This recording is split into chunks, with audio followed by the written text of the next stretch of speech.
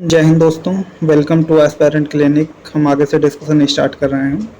तो आज का पहला क्वेश्चन है, water can be dissolve more substance than any other liquid because. तो फर्स्ट ऑप्शन दे रहा है इज डाइपोलर नेचर और good conductor of heat and high value of specific heat and oxide of hydrogen.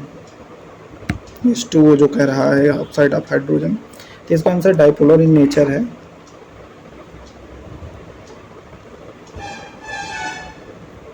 इसको universal solvent कहते हैं water को। अब क्यों कहते हैं? अच्छा, ये डाइपोलर क्या होता है इसको देखना है ना, रुको दिखाते हैं आप लोगों को।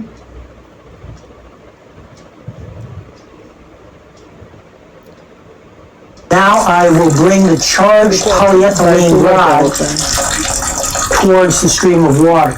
And you can see how the water is attracted between the polyethylene and the silk, thereby increasing the amount of negative charge or electrons that are on my polyethylene tube.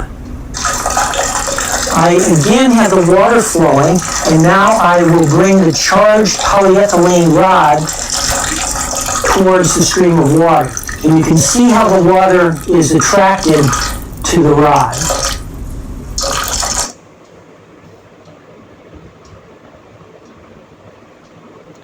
आप लोगों ने देखा ये डाइपोलर क्या होता है। जब उसको इलेक्ट्रिक चार्ज करते थे एक सिल्क से रगड़ के, पॉलीथिलीन की जो पाइप होती है, तो इस पे नेगेटिव चार्ज आ जाते हैं। जब इस पे नेगेटिव चार्ज आते हैं तो ये वाटर गिरता रहता है, तो इसको ये अट्रैक्ट करने लगता है। तो यही डाइपोलर है, ठीक है। इसलिए ये सही यूनिवर्सल सॉल्वेंट कहते हैं इसको, वाटर को किसी पे अट्रैक्ट हो जाता है। नेक्स्ट क्वेश्चन है, with reference to street light,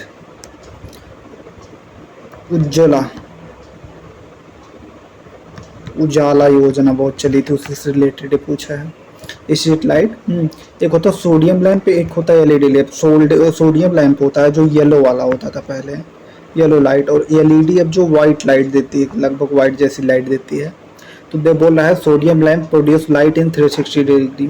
sodium lamp मान लो उसमें बल्ब लगते हैं, तो बल्ब ऐसे होते थे, ठीक, ऐसे रोशनी फेंकते थे चारों तरफ से, यहाँ से पूरा था, ठीक। तो in not in the case of LED light, okay. तो बोल रहा है ये जो 360 देता है, लाइट रिफ्लेक्ट करता है ऐसे पूरा, लेकिन ये जो एलईडी है ये 360 नहीं देती, ओके, ठीक है। क्यों नहीं देती अभी ये भी बताऊंगा। पहला क्वेश्चन, पहला ऑप्शन सही है। स्ट्रीट लाइट सोडियम लैंप है longer life span than LED light, ऐसा है। ये कभी भुक्को से बोल देता है, गाँव में यूज किए होंगे ना। लेकिन एलईडी जो है अब जो आई है, इसका लाइफ स्पैन ज़्यादा है, ठीक, इसका लाइफ स्पैन ज़्यादा है। तीसरा दे रहा है, दूसरा गलत हो गया, ठीक, दूसरा गलत, ये निपट गए। तीसरा दे रहा है spectrum of visual light, okay, from sodium lamp almost monochromic while LED light lamp of colour disadvantage in the street light, okay, ठीक है। मोनो क्या होता है? सिंगल, एक प्रकार से, ठीक। और जो ये एलईडी लाइट होता है इसमें बहुत सारी कलर की आ जाती हैं, ठीक। तो इसका 1 एंड 3 सही है। इसका सॉल्विंग देखते हैं। पहला सही मैं आपको बता ही दिए, ये एलईडी जो 180 डिग्री देती है। ये इनकरेक्ट क्यों है? ये तो आपको बता ही दिए कि ये कम चलता है, कभी भी भुक्को से बोल देता है एलईडी का लाइफ स्पैन ज़्यादा है, तो ये दूसरा इसलिए गलत है, ठीक है। तीसरा क्यों करेक्ट है? ठीक है, जो सोडियम है ये मोनोक्रोमिक है, वार्म लाइट जो येलो कलर देती है ना। कोहरा जब पड़ा था, फॉग जब पड़ा था, तो गाड़ियों के जो शीशे हेडलाइटें होती है उस पर येलो कलर की पॉलीथीन चिपका लेते हैं, ठीक है।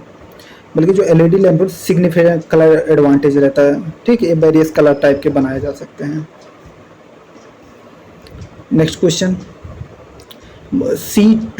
AC2 इज टॉक अबाउट किसके बारे में? ये तो देखो लगा देंगे, स्प्रेड ऑफ वायरल डिजीज। क्यों है ये AC2 जो है, क्या ये चीज़ आपको दिखाते हैं।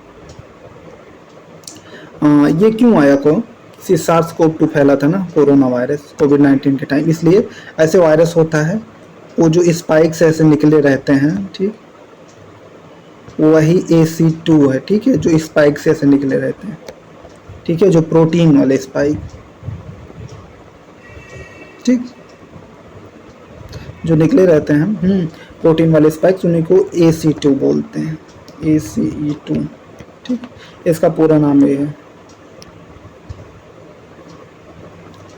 नेक्स्ट क्वेश्चन है बिस्नोल, बिस्फोनेल, बीपीए कॉज ऑफ कंसर्न, क्यों कंसर्न है?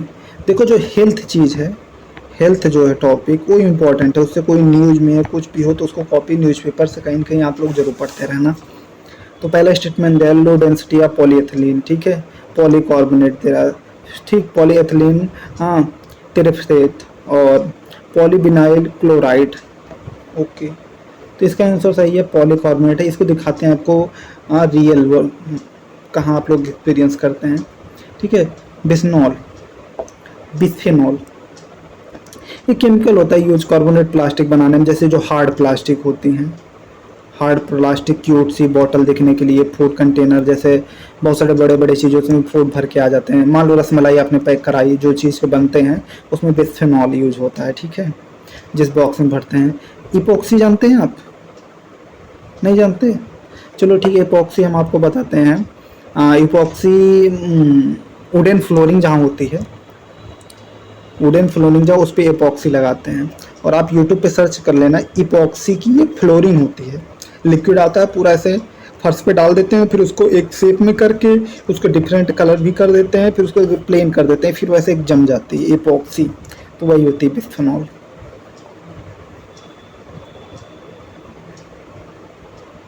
और जब फूड पैक करते हैं तो क्यों कंसर्न है ये नहीं बताया था। जो डिब्बे में फूड पैक कर देती तो है एक प्रकार से पॉलीकार्बोनेट ही, हाँ।